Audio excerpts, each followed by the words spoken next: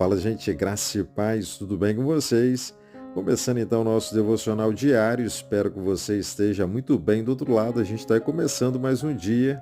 Deus ele te deu um dia muito abençoado aí pela frente. Hoje o nosso texto base está lá no livro de Romanos, no capítulo 11, que Deus ele possa ministrar o teu coração e que ele também abençoe ricamente a tua vida, a tua casa, que ele possa derramar sobre você uma paz que sai de todo entendimento.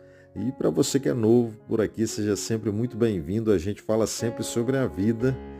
Então, se eu pudesse começar com uma pergunta hoje que nos toca bem profundo, seria essa.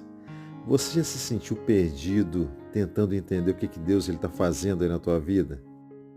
Quando nós olhamos para o livro de Romanos, lá dos versículos 33 a 36 do capítulo 11, a gente percebe que o apóstolo Paulo, ele também experimentou algo mais ou menos assim. E ele escreveu assim, a profundidade da riqueza, da sabedoria e do conhecimento de Deus, como insondáveis são os seus juízos e inescrutáveis são seus caminhos.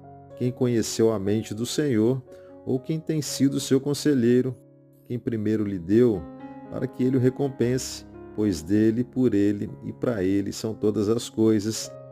A ele seja a glória pelos séculos. Amém. Imagina Paulo aqui, meu irmão, esse gigante da fé, que escreveu ali grande parte do Novo Testamento, confessando que ele não consegue entender os caminhos de Deus. Mesmo com todo o seu conhecimento, ele é forçado a admitir que Deus ele é imensurável, que os seus caminhos estão além da nossa compreensão. E isso nos traz um ensino profundo, o de que nós, eu e você, nós nunca teremos todas as respostas e está tudo bem por isso. Agora, eu quero trazer isso para a nossa realidade. Quantos de nós já nos perguntamos por que daquela pessoa que a gente ama tanto está enfrentando tanto sofrimento, o porquê daquele diagnóstico, o porquê daquela perda. Os porquês da nossa vida são como feridas abertas que muitas das vezes arrancam lágrimas dos nossos olhos. E a verdade, meu irmão, é que essa falta de respostas, ela pode ser angustiante. E é Paulo aqui nos ensinando que há uma distância infinita entre a nossa compreensão limitada e a sabedoria infinita de Deus. Não é que Deus ele nos negue respostas por ser cruel. Pelo contrário, ele nos dá a maior resposta de todas. E em Cristo, Deus ele nos mostra que o seu plano redentor ele está em andamento. E que mesmo em meio ao sofrimento, nós temos sim uma esperança que é eterna. Quer ver uma coisa? É possível a gente explicar matemática avançada para uma criança de 3 anos? Assim somos nós, diante da complexidade da mente de Deus. Mas o que a gente sabe já é suficiente, meu irmão. Que Deus é soberano, que Ele é amoroso, que Ele é redentor. Charles Spurgeon, certa vez, ele disse bem assim, Deus é bom demais para ser cruel e é sábio demais para se enganar. E quando não podemos traçar sua mão, devemos confiar em seu coração. E essa verdade ela deve ancorar nossa fé em momentos de dúvidas da nossa vida. E a gente deve carregar com a gente a convicção que a gente pode sim confiar em Deus, no coração dele, porque ele já nos deu o seu Filho. Lá no livro de Romanos também, lá no versículo 28 do capítulo 8, voltando um pouquinho, ele nos assegura, ele diz assim, sabemos que Deus age em todas as coisas para o bem daqueles que o amam, dos que foram chamados de acordo com o seu propósito. Isso significa, meu irmão, que mesmo sem a gente entender, a gente pode descansar.